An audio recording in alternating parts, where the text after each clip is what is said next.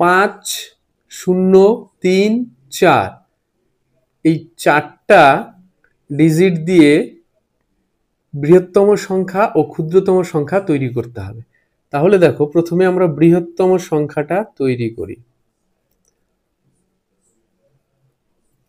বৃহত্তম সংখ্যা তৈরি করতে হলে আমাদের কি করতে হবে, এগুলোকে আমরা বড় থেকে ছোট সাজিয়ে দিব, তাহলেই হয়ে গেল। সবচেয়ে বড় সংখ্যা 5, তারপরে 4, তারপরে 3, তারপরে 0।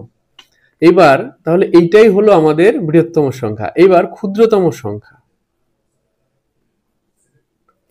ক্ষুদ্রতম সংখ্যা ক্ষুদ্রতম সংখ্যা যদি এখানে 0 না থেকে অন্য কোনো সংখ্যা থাকতো তাহলে ছোট থেকে বড় পরপর সাজিয়ে দিলেই হয়ে যেত।